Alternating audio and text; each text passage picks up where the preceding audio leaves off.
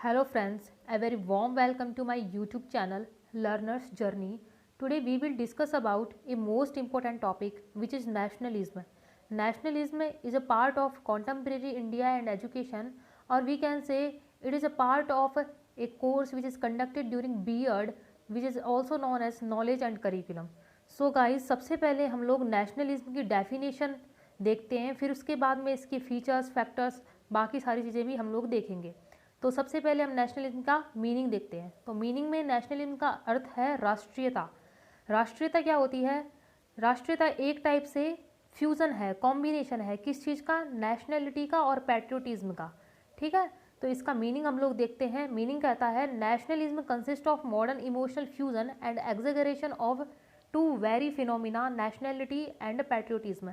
ये एक साइंटिस्ट हैं, साइंटिस्ट कह सकते हैं, या फिर जो फिलोसफर हैं, इन्होंने कहा है, जिनका नाम है J.H. हेज।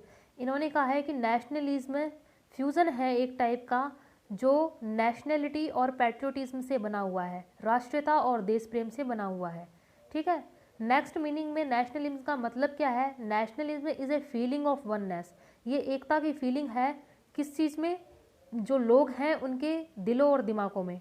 ठीक है, तो एक पर्टिकुलर जो कंट्री होती है उसमें लोगों में एक एकता की फीलिंग होती है, जिसमें लोग ना तो लैंग्वेज के बेस पे डिस्क्रिमिनेशन करते हैं, ना फिर किसी भी अदर कल्चरल एस्पेक्ट्स के बेस पे डिस्क्रिमिनेशन करते हैं।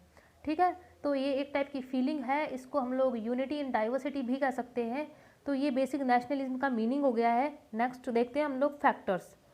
तो फैक्टर्स में पढ़ लेते हैं कि फैक्टर्स क्या कहता है। फैक्टर्स कहता है कि ऐसे कौन से फैक्टर्स हैं जो नेशनलिज्म को प्रिवेंट करते हैं या फिर नेशनलिज्म को रोकते हैं। तो सबसे पहला फैक्टर है नैरो रीजनलिज्म। अगर कोई आदमी रीजन के बारे में नेशन से पहले सोचेगा तो नेशनलिज्म उसके भीतर भावना नहीं हो सकती। ठीक है, तो ये एक बैरियर है जो कि नेशनलिज्म को प्रिवेंट करता है। दूसरा है नैरो लिंग्विज्म। ठीक है, और नैरो लिंग्विस्टिज्म। जिस इंसान के मन में सिर्फ जो उसकी भाषा को बोलने वाले लोग हैं, अगर उनके प्रति ही नेशनलिज्म की भावना होगी तो उस चीज़ को हम लोग राष्ट्रीयता नहीं कह सकते, क्योंकि उसमें सिर्फ वो अपनी लैंग्वेज वाले लोगों का सपोर्ट करेगा और बाकी लोगों के प्रति वो घृणा करेगा। ठीक है, तो ये जो नैरो लिंग्विज्म वाली प्रॉब्लम है, तो ये भी इसमें एक बैरियर है। नेक्स्ट है emergence of local political party. अगर लोकल पॉलिटिकल पार्टीज़ अगर आएंगी बीच में तो नेशनलिज्म की भावना को खतरा होगा। ठीक है, नेक्स्ट है lack of a proper education. अगर प्रॉपर एजुकेशन नहीं होगी तो नेशनलिज्म में एक बड़ा बैरियर होगा और इसमें एकता की भावना में दिक्कत होगी। नेक्स्ट है एटीट्यूड ऑफ सेंट्रल गवर्नमेंट। अगर सेंट्रल गवर्नमेंट का रवैया सही से नहीं होगा नेशनलिज्म को डेवलप करने के लिए, तो इसमें ये भी एक बैरियर की तरह काम करेगा। नेक्स्ट है role of education in promotion of nationalism. मतलब नेशनलिज्म को प्रमोट करने के लिए शिक्षा का क्या योगदान है। तो इसमें हम लोग कुछ एक पॉइंट्स के बारे में देखेंगे, जिसमें बताएगा कि नेशनलिज्म को डेवलप करने में एजुकेशन का क्या वाइटल रोल है और हम नेशनलिज्म को एजुकेशन के थ्रू कैसे स्प्रेड कर सकते हैं। ठीक है, तो फर्स्ट पॉइंट है इसका, teachers should create some feeling in their students that we are Indians. एक शिक्षक को क्लासरूम में बच्चों में एक भावना विकसित करनी चाहिए कि हम लोग सभी इंडियंस हैं और हमें सबको एक दूसरे के साथ में मिलके रहना चाहिए और हमारी कंट्री को डेवलप करने में सहायता करनी चाहिए।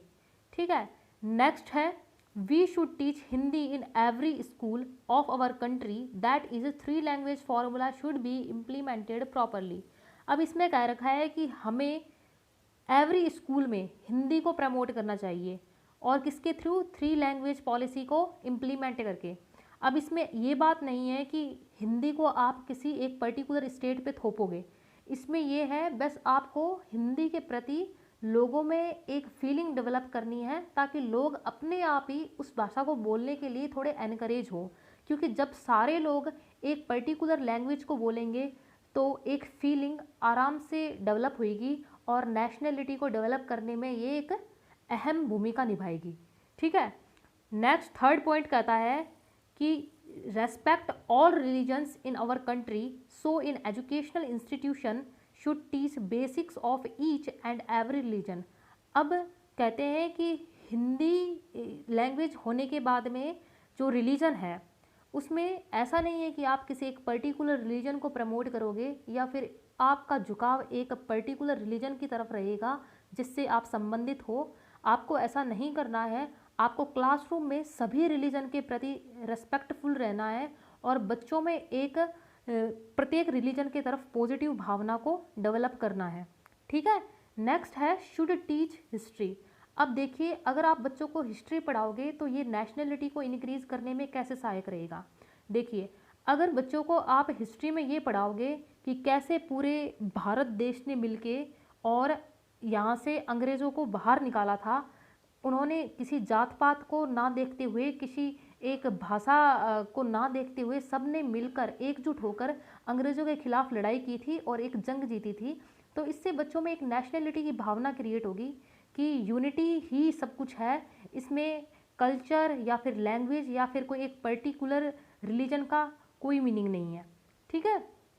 नेक्स्ट है should teach specialities of democracy. एक टीचर को क्लासरूम में बच्चों को लोकतांत्रिक देश की स्पेशलिटीज़ के बारे में बताना चाहिए ताकि बच्चों में एक नेशनलिटी की फीलिंग डेवलप हो। ठीक है। नेक्स्ट है we should observe different celebrations of different religion.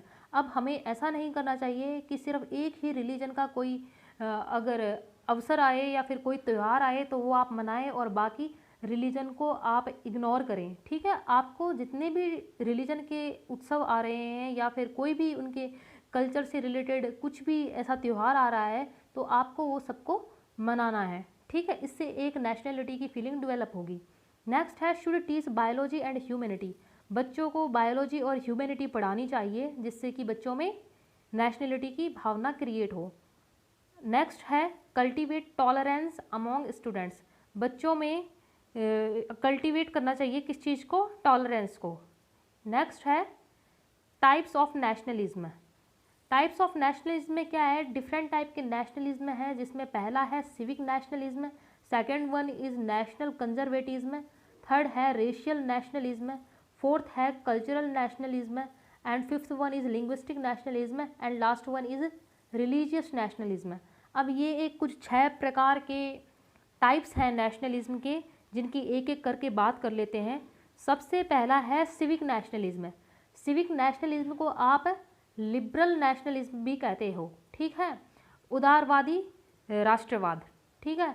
Next है civic nationalism love their country and their nationalism is based on liberal values such as equality, liberty, secularism and tolerance. ये कहते हैं कि जो सिविक नेशनलिस्ट लोग होते हैं उन्हें अपने देश के प्रति प्रेम होता है और वो लोग लिबरल वैल्यूज़ पे ज़्यादा फोकस करते हैं, जैसे इक्वालिटी हो गया, लिबर्टी हो गई, सेक्युलरिज्म धर्मनिरपेक्षता हो गई एंड टॉलरेंस। इन सारी चीज़ों पे वो लोग ज़्यादा फोकस करते हैं। नेक्स्ट पॉइंट है civic nationalist do not believe in hegemony of any kind and respect pluralism and diversity. ये लोग क्या है कि एक किसी पर्टिकुलर रिलीजन की तरफ नहीं झुकाव रखते, ये लोग डाइवर्सिटी की रिस्पेक्ट करते हैं। जैसे फॉर एग्जांपल महात्मा गांधी जी थे, वो सिविक नेशनलिज्म थे और वो most liberal and civic nationalist थे। ठीक है। तो ये हो गई एक बात। नेक्स्ट हम लोग चलते हैं नेशनल कंजर्वेटिज्म पे। नेशनल कंजर्वेटिज्म कहता है कि national conservatives idea of nation is based on conservative values. ये कंजर्वेटिव वैल्यूज़ पे बेस्ड होता है, जैसे कल्चर को प्रिजर्वेशन रखना, ठीक है, ट्रेडिशन को प्रिजर्व रखना, लैंग्वेज को प्रिजर्व रखना। ये क्या है, अपने जो ट्रेडिशंस हैं उन्हें प्रिजर्व करके रखेगा और नेक्स्ट पीढ़ी के अंदर इसको हस्तांतरित करने के लिए पूरे प्रयास करेगा। तो इसमें लिखा हुआ है they also believe in the protection of national interest. ये भी वैसे राष्ट्रीय हित के बारे में ही सोचते हैं, लेकिन इनका सिविक नेशनलिस्ट लोगों से सोचने का थोड़ा अलग है तरीका, और ये लोग कल्चर, ट्रेडिशन और लैंग्वेज को प्रिजर्व करते हैं। जैसे फॉर एग्जांपल जो कुछ एक वेस्टर्न कंजर्वेटिव्स हैं वो नेशनल कंजर्वेटिव्स हैं। ठीक है। तो ये हो गई नेशनल कंजर्वेटिज्म की बात। नेक्स्ट हम लोग देख लेते हैं रेशियल नेशनलिज्म।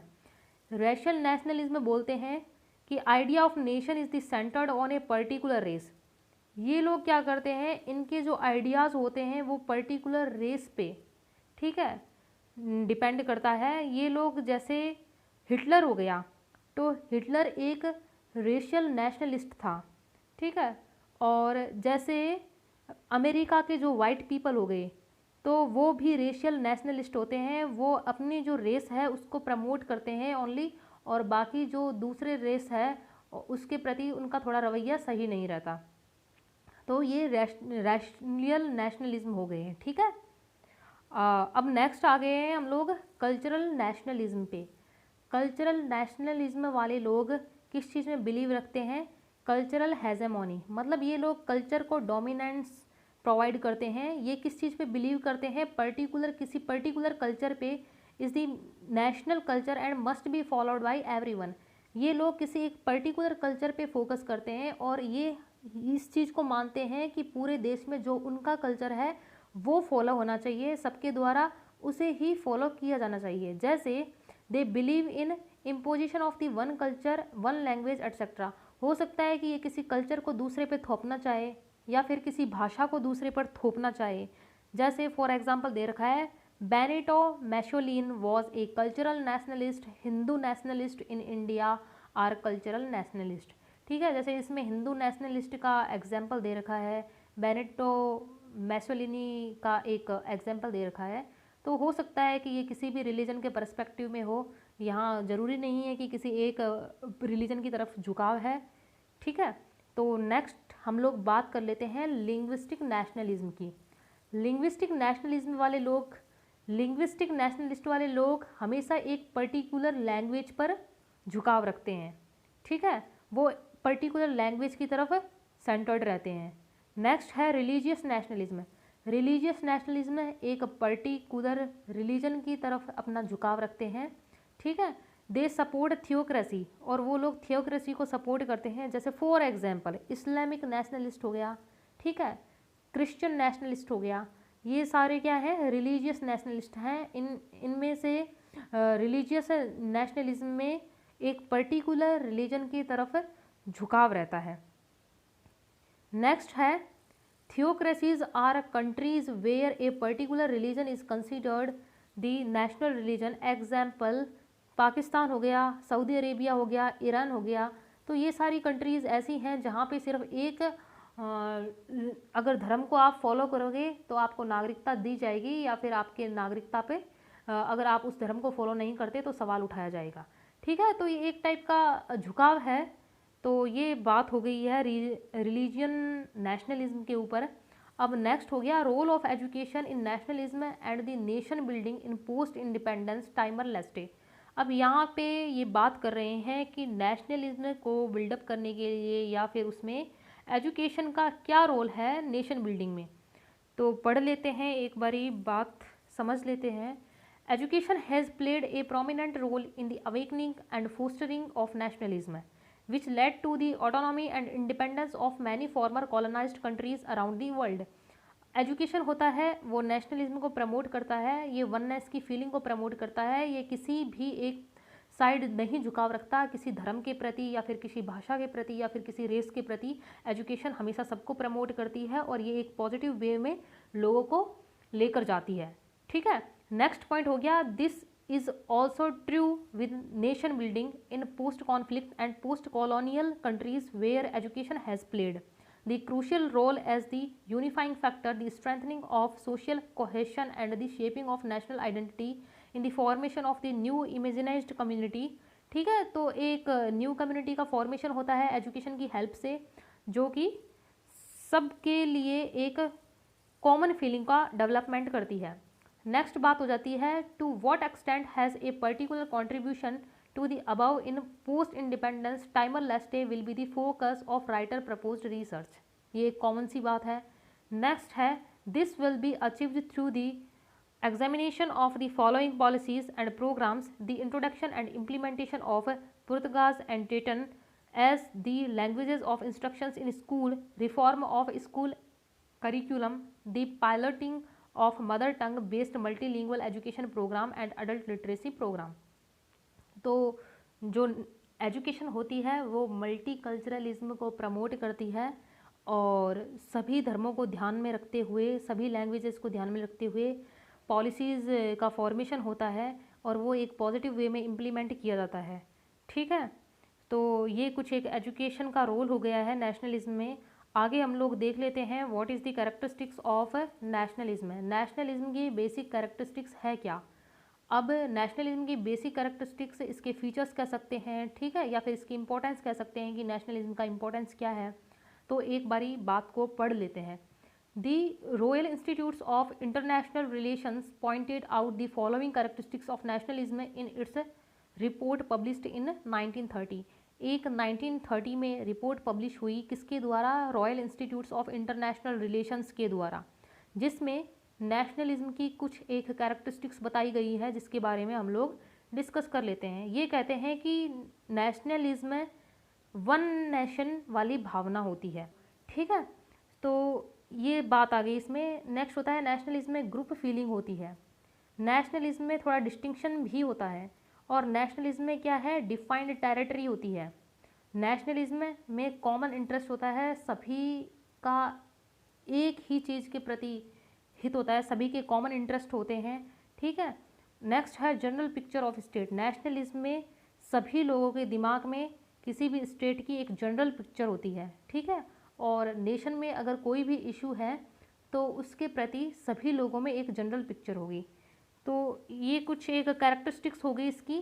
तो नेशनलिज्म का टॉपिक हमारा कंप्लीट हो चुका है, जिसमें हम लोगों ने सबसे पहले नेशनलिज्म का मीनिंग देखा है, उसकी डेफिनेशन देखी है, उसके बाद में कौन कौन से फैक्टर्स हैं जो नेशनलिज्म को प्रिवेंट करते हैं। नेक्स्ट था role of education in promotion of nationalism, और we can say how to spread nationalism through education. ठीक है, तो नेक्स्ट हो गया टाइप्स ऑफ नेशनलिज्म, जिसमें हमने 6 टाइप के नेशनलिज्म देख लिए, civic, national, racial, cultural, linguistic, religious etcetera types हो गए हैं। और लास्ट में हम लोगों ने role of education in nationalism and nation building में देख लिया। पोस्ट इंडिपेंडेंस जो टाइम है इंडिपेंडेंस के बाद का, वहाँ पे एजुकेशन का क्या प्रभाव पड़ा है, या फिर एजुकेशन शिक्षा की क्या भूमिका रही है, किसमें, राष्ट्रीयता में या फिर नेशन बिल्डिंग में। नेक्स्ट हो गया कैरेक्टरिस्टिक्स, हम लोगों ने देख ली है। तो आई होप गाइज ये टॉपिक अपना कंप्लीट हो गया है, और मुझे लगता है कि आपको ये टॉपिक समझने में थोड़ा ही बहुत सहायता मिली होगी। तो आप लोग, अगर आपको अच्छा लगे मेरा ये पढ़ाया हुआ, तो आप मेरे चैनल को सब्सक्राइब कर सकते हो। और अगर आप अभी किसी भी ट्रेनिंग करते हो जैसे बीएड की, ठीक है, तो अगर आपकी फर्स्ट ईयर या सेकंड ईयर कोई सा भी ईयर चल रहा है, तो आप मेरे चैनल को सब्सक्राइब कर सकते हो, क्योंकि मैं बीएड से रिलेटेड काफ़ी सारे कोर्सेज़ यहाँ पे बनाती हूँ, और जो आपको टीचिंग एग्ज़ाम्स में भी हेल्प करेंगे। तो thank you guys, thanks for watching.